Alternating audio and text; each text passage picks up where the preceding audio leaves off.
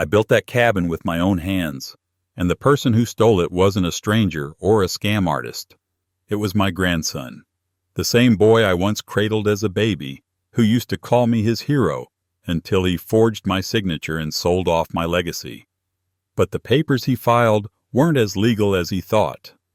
And what I did next made sure they'd never own a square inch of peace again. Before we dive deeper, don't forget to subscribe and drop a comment letting us know where you're tuning in from. My name is George Clifton.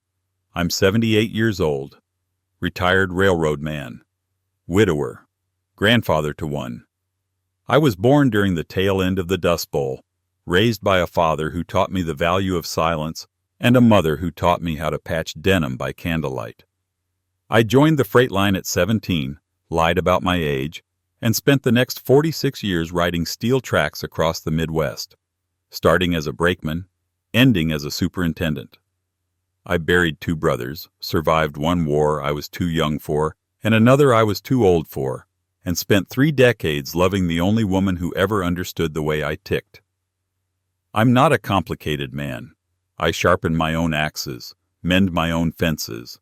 I still write checks because I don't trust online banking, and I sign each one with a fountain pen my wife gave me on our 25th anniversary.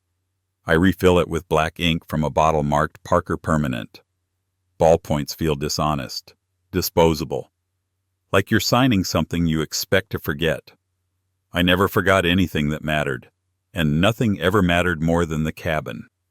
It was tucked deep into the Black Hills of South Dakota, a place most GPS systems gave up trying to find. The road to it wasn't really a road, just a winding dirt vein through pine and aspen, carved out over years by my tires, my boots, and occasionally my snow chains. The cabin sat near a bend in the valley where fog lingered longer than it should, as if reluctant to leave. I found the land in 1972 while on a repair run up near Lead. Stepped off the train during a signal delay, wandered off the tracks, and found a clearing that felt like a secret. I bought it from an old widower who'd inherited it and never visited, paid $8,000 in cash and a box of scotch. Took me 19 summers to build it right. The structure itself was simple. 1 bedroom, 1 bathroom, a wraparound porch made from salvaged rail ties and oak. The front door was made from redwood I hauled down from Montana in the back of a busted Ford. I carved our initials into the frame the day I hung it. G+M, forever part of the threshold. The living room had a cast iron stove that groaned like an old dog when it heated, and above it hung a pair of snowshoes from Marlene's college days, still dusted in resin to keep the memories from fading. The kitchen had 1 long counter, made of butcher block I sanded every year before winter. Cabinets were hand-stained cedar. There was a small pantry I reinforced with steel brackets because Marlene always worried about bears, even though we never saw one in 30 years. I let her win that one. Let her win most of them. She chose the curtains, green flannel with pine cones stitched into the edges, and the wood stain for the exterior. "It should look like honey when the sun rises," she'd said one morning, brushing a sample across the siding with hands that smelled like lavender lotion and sawdust. She was right. Every morning the cabin seemed to glow like it was lit from within. We never installed internet. No television. No signal. That was the point. The silence wasn't empty. It was full. Full of wind through pine needles, the crackle of firewood, the distant howls of coyotes that made you remember you were only borrowing the land. After she died, pancreatic cancer, fast and cruel, I spent every fall there alone. Split wood, reshingled the roof, replaced the window frames with double-paned glass. I talked to her out loud for years before I realized I didn't need to. She was in the grain of the floorboards, in the folds of the quilt she'd made for the bed, in the smell of cinnamon that never quite left the kitchen. The cabin was more than just a building. It was a promise. When the doctor said Marlene had weeks left, we sat on that porch with hot cider and blankets over our knees, and she said one thing to me. "Don't let them turn it into something ugly. Not a rental. Not a vacation listing. Not a business. I'll keep it, I told her. I'll keep the cabin until the end. It'll always be ours. And I meant it. I never told anyone where the deed was kept. Not my lawyer, not my daughter, not even Caleb. I had hidden it behind the third slat of the bedroom wall, sealed in wax, wrapped in oilskin. Because some things aren't meant to be accessible. They're meant to be protected. Just like Marlene wanted. Just like I promised. Sometimes when the wind came down from the hills just right, I could still hear her singing. Not loudly, just a hum, barely there. But it always came from the kitchen, where she used to sway while the kettle hissed, some old Patsy Cline tune or one of those hymns she never quite let go of, even after she stopped going to church. I kept her apron hanging by the pantry door, checked it for dust every visit. It still smelled like thyme and wood smoke. I couldn't bring myself to wash it. Every morning at the cabin, I'd wake up before sunrise, just like I used to when she was alive, and set out 2 coffee mugs. One chipped green enamel for me, one white ceramic with tiny blue flowers for her. I never drank from hers. It just sat there on the table while I sipped mine, watching the light bleed in through the pine trees. There was something sacred about starting the day that way. Like she was still with me. Like the cabin itself agreed she was never really gone. After breakfast, I'd sweep the porch, every time, even if it didn't need it. That was her habit, not mine. Said it kept the bad spirits away. I never believed in that stuff, but I did it anyway. Because she did. Evenings were hardest. That was when I'd find myself reaching out, half thinking she'd be in her chair by the fireplace, thumbing through a crossword and complaining about how I always left the woodpile uneven. She was right, too. I never stacked it square. Still don't. Sometimes I caught myself talking out loud like she could hear me. "Looks like rain tomorrow," I'd mutter, or, "You wouldn't believe what Caleb did this time." Not for the sake of conversation, just because silence without her felt heavier than noise. I never thought of the cabin as real estate, never as property. That word feels cold, legal, stripped of soul. The cabin was a part of our story, written into every board, every nail, every creak in the floor that made her roll her eyes and say, "You'll fix that one eventually, right?" I never did. I left it crooked, just the way she remembered it. Time does strange things when you're old. You forget what you had for lunch, but you remember the way your wife used to fold dish towels. You lose whole afternoons without realizing it, but certain words, certain glances, they stay carved in your mind like initials in wet concrete. I never thought my own blood would be the one to chip away at those carvings. But it didn't happen all at once. That's the part that hurts the most. It started slow, innocent even. Caleb, my only grandson, used to visit during his college breaks. Said he needed the quiet, needed to reconnect with nature, whatever that meant to a boy who spent most of his life glued to glowing screens. He'd show up with a duffel bag, half a case of craft beer, and stories about venture capital and cryptocurrency that he could have been speaking in Swahili for all I knew. He was a talker, like his mother. Always pitching something. Ideas, apps, philosophies. Told me once that land was the last real leverage, whatever that meant. I just nodded and passed him another log for the fire. At first I was glad he came. He helped me chop wood once or twice, asked about the old propane lines and the septic tank, took photos of the view from the porch for a school project.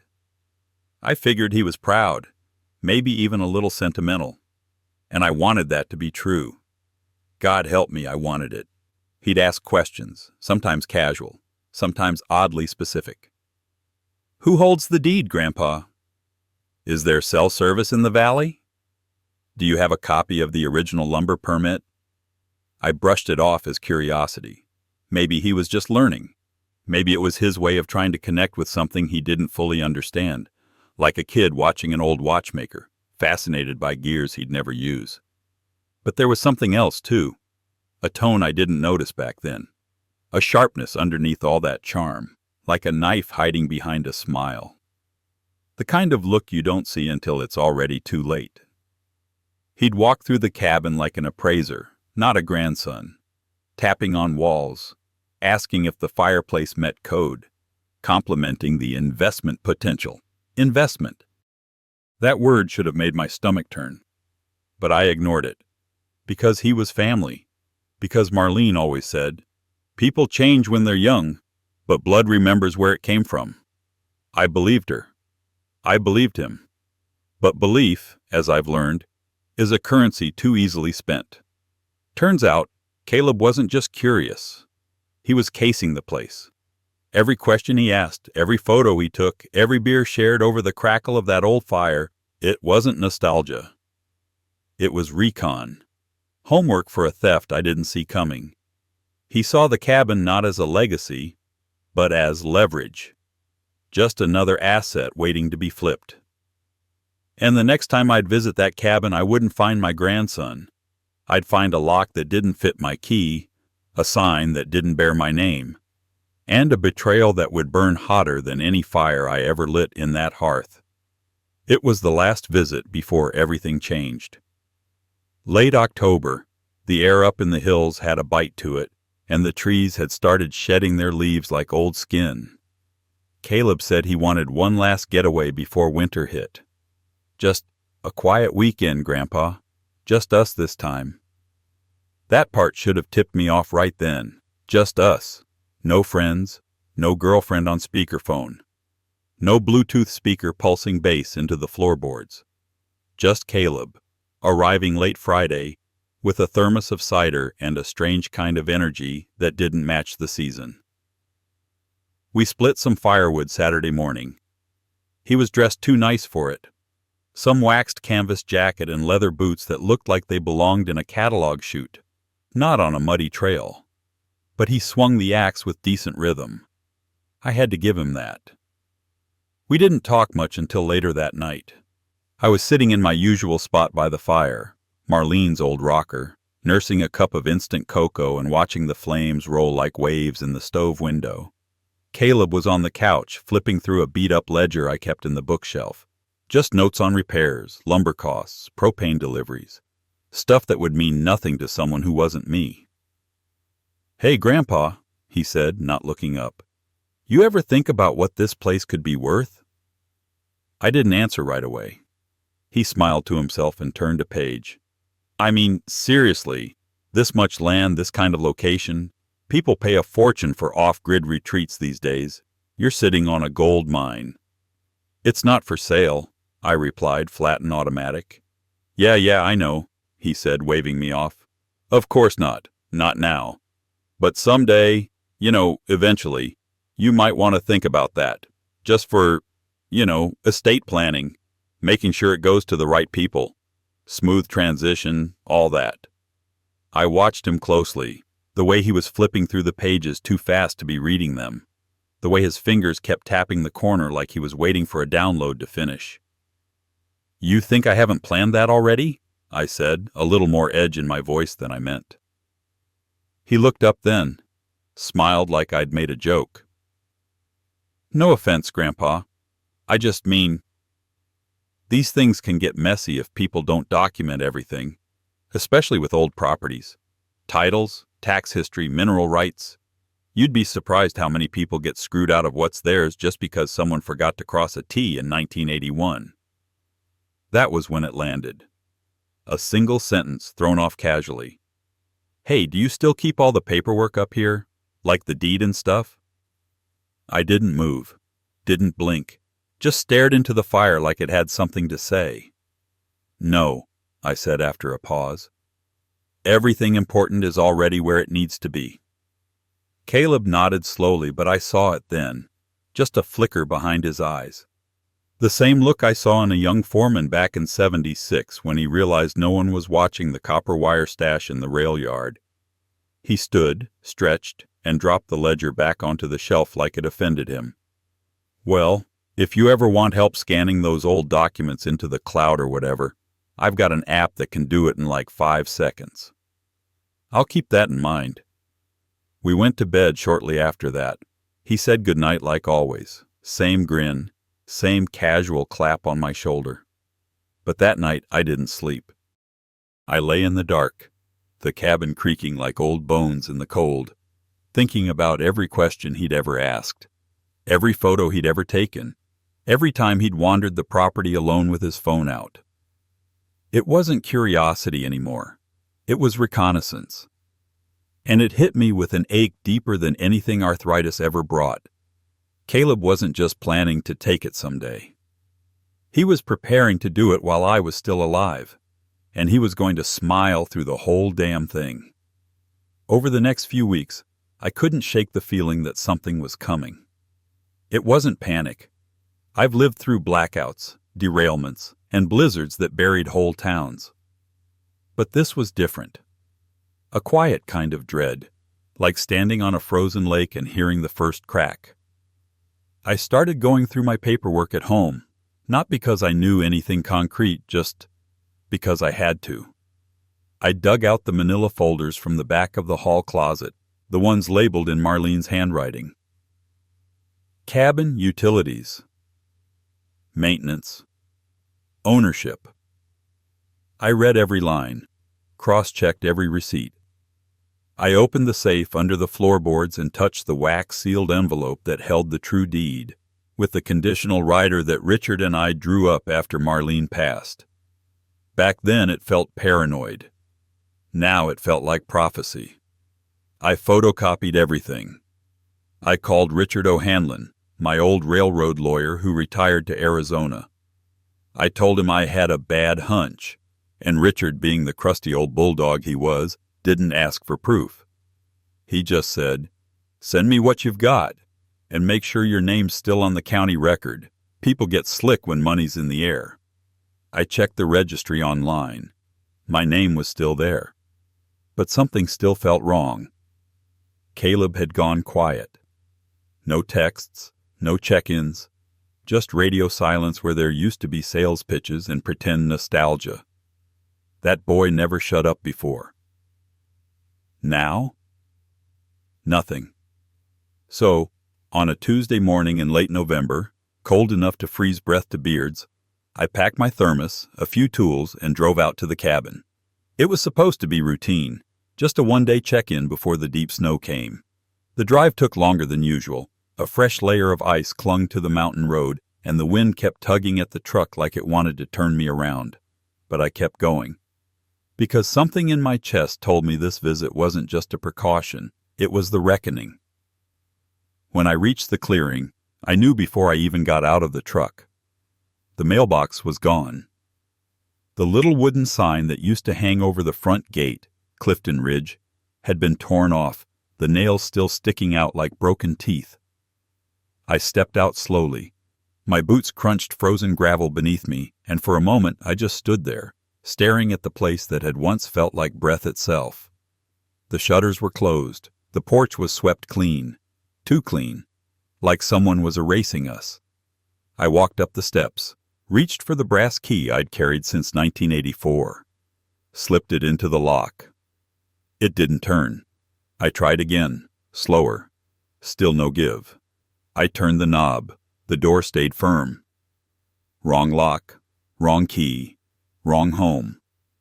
The wood looked freshly stained. The doormat had been replaced with one of those cheap rubber ones that says welcome like it means something. My eyes caught movement in the front window. Just a flicker. A shape retreating fast, like they'd seen me coming and ducked. I pounded on the door. Nothing.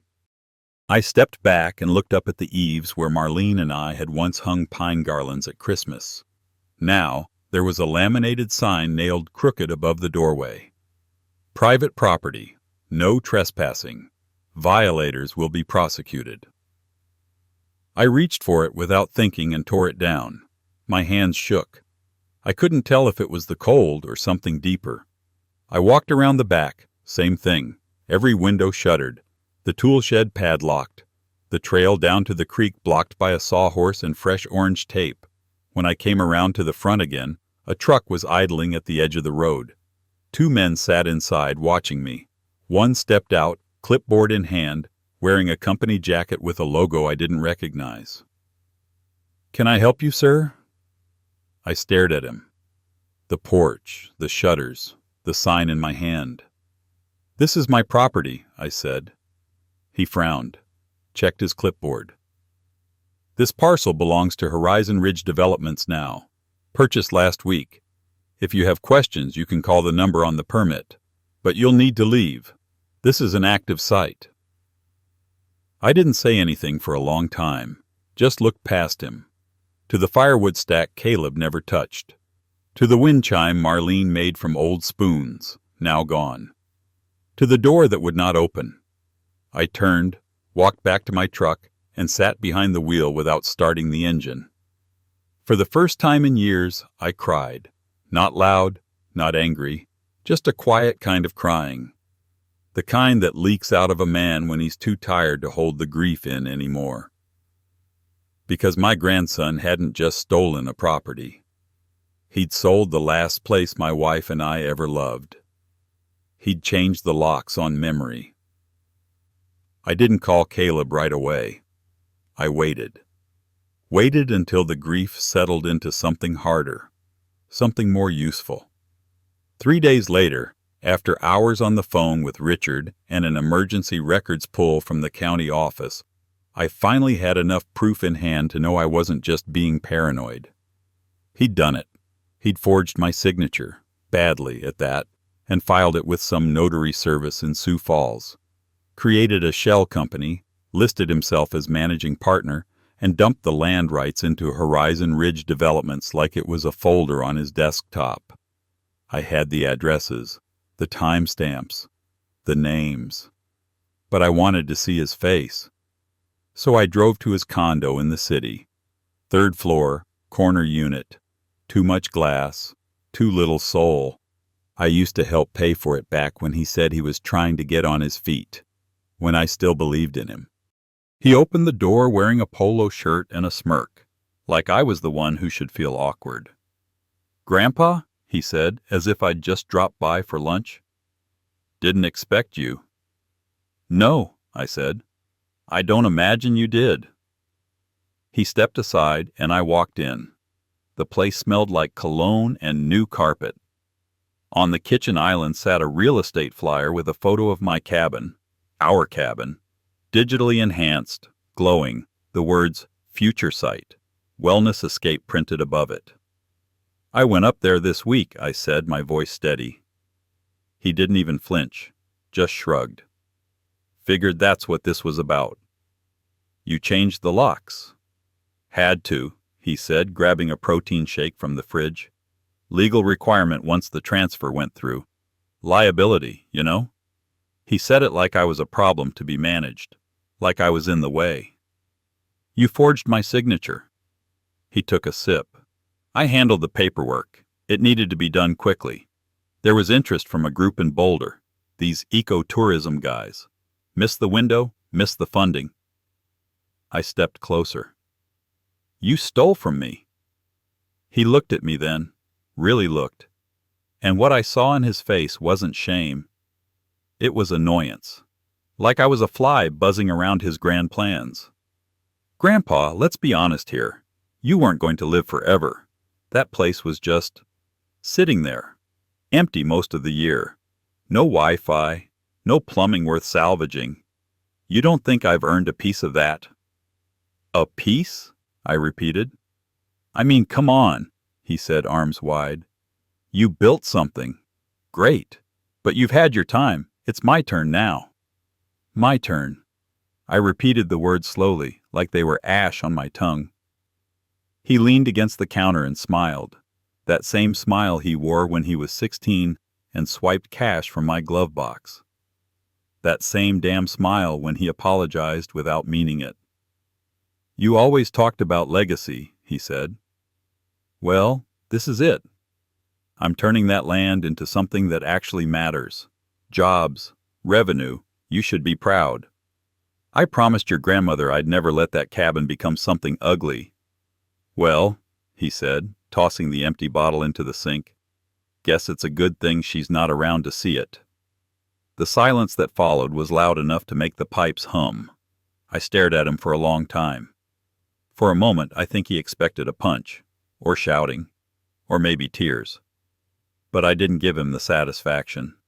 I just nodded once. Thank you. For what? For showing me who you really are. And then I turned and walked out. The door clicked shut behind me with the finality of a casket lid. I didn't need to regroup. I didn't cry. Didn't pace the living room or stare at photos of Marlene asking what to do. The second I stepped out of Caleb's condo, I became someone else. Not the grandfather who baked pies and listened to long-winded crypto pitches. Not the widower who watched old westerns in a creaking recliner. I became George Clifton, the man who ran crews across 38 states and once stopped a rail strike in Amarillo with a 4-page contract and a single sentence. I know where every bolt in this yard goes, and I'll show you one at a time. The first call I made was to Richard. I want everything filed, I said. Civil fraud, forgery, property theft, elder abuse if we can nail it. You got proof? I have signatures, timestamps, and the original deed. There was a pause on the other end. Then, let's bury the bastard. By Thursday morning, a lawsuit had been filed in Pennington County Court. 43 pages. Exhibits, declarations. Certified copies of the conditional rider Marlene and I had added after her first hospital stay. An airtight clause that stated if the cabin was ever transferred without full consent and notarization from the original title holder, me, then the property would default into protective status under the South Dakota Historical Registry. Caleb had forged the signature, but he hadn't copied the clause because he didn't know it existed. I had 2 certified copies of that rider, one in my safe, one filed long ago in a dusty drawer at the county clerk's office under Addendum C, Legacy Clauses. We requested an emergency injunction. 2 days later, a judge signed the order. All activity on the property was halted, immediately. By the next week, Horizon Ridge Developments received a cease and desist letter. Their investment partners pulled out within 48 hours. Construction permits were revoked. Their legal team withdrew from the case after a quiet, desperate meeting revealed they'd been lied to about ownership. Caleb's phone started ringing nonstop. I didn't call him. I didn't answer when he tried calling me. He left voicemails, first curious, then nervous, then angry. You can't just ruin my future over a misunderstanding. Grandpa, you don't get it. This was bigger than us. You've always been dramatic. This is why people your age shouldn't be allowed to manage property. Each message went into a folder labeled Evidence. 3 weeks later, we had our court date. He showed up in a suit that didn't fit, bags under his eyes, hands shaking. I sat across from him with Richard, both of us silent. We didn't need theatrics. The documents did all the speaking. Forgery, wire fraud, false filing, fraudulent transfer of protected property.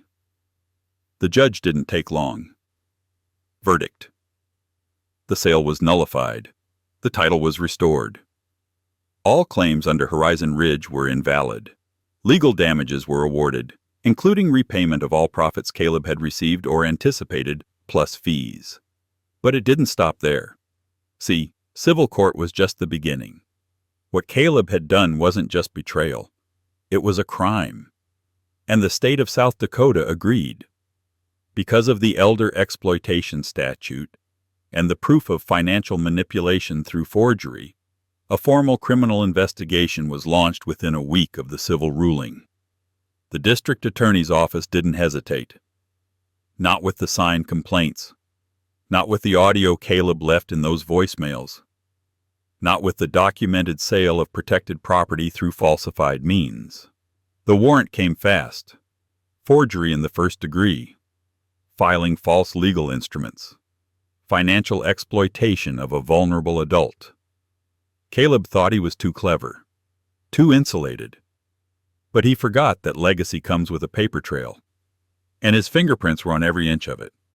He was arrested on a Thursday morning in the parking garage of a WeWork building downtown, just 2 floors beneath the startup he was trying to pitch for funding. He didn't see it coming. 2 plainclothes detectives, 1 squad car. They cuffed him next to his Tesla while his junior partner stood frozen beside an open laptop, still mid-Zoom pitch to some investors in Palo Alto. The security cam footage leaked by noon. The headline hit local media within hours. Grandson of local veteran arrested in property fraud scheme involving Black Hills cabin. The article blurred Caleb's face. Mine wasn't. They printed an old photo, me and Marlene, 1986, standing in front of the unfinished cabin. She's holding a hammer. I'm in overalls and a sunburn. We're smiling like the world hasn't even started taking from us yet. They asked me for a statement. I gave them 10 words. Some inherit land, others inherit consequences. I leave it there. The phone stopped ringing after that. By the weekend, Horizon Ridge Developments had folded. Their website redirected to a placeholder page. Every potential investor had ghosted. Lawsuits were lining up on both coasts.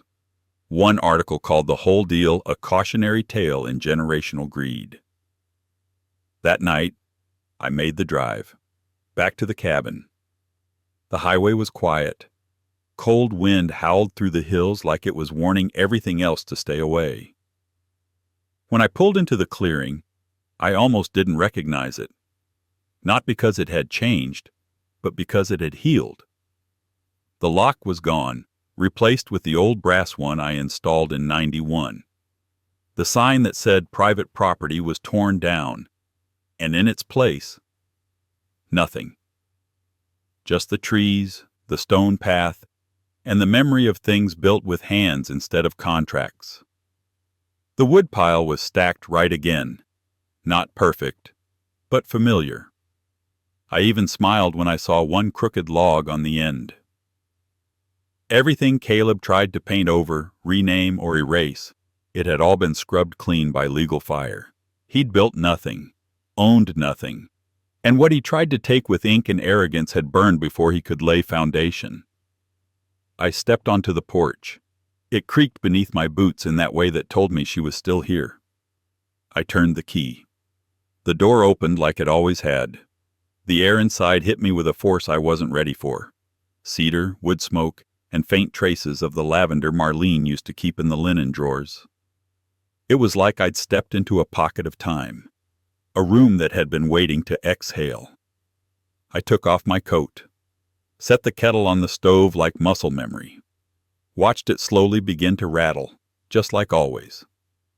I walked into the living room, sat in her chair, worn in all the right places. The quilt draped over the arm was the same one she started the winter before her diagnosis. I'd never finished it, but maybe now I would. I opened the old roll-top desk, pulled out my fountain pen, black ink still full.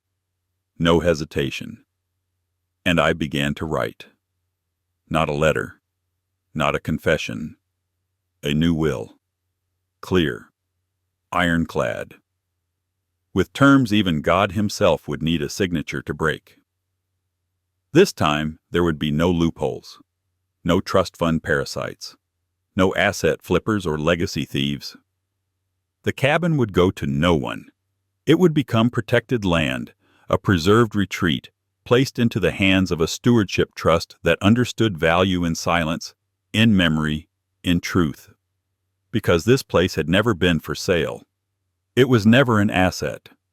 And it would never again belong to anyone who thought the past was just leverage for their future. Not by blood, not by business, not by anyone who ever used the word opportunity in the same breath as family. The snow came early that year.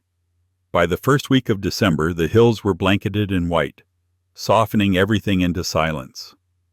I sat on the porch most mornings, coffee steaming in the cold, watching the wind pull through the trees like it was brushing the cabin's shoulders clean. No voices, no signatures, no transactions, just peace. Sometimes I'd catch myself talking to her again, Marlene, under my breath, like she was out in the garden trimming back the rosemary. I told her everything was safe now, and that I kept my word.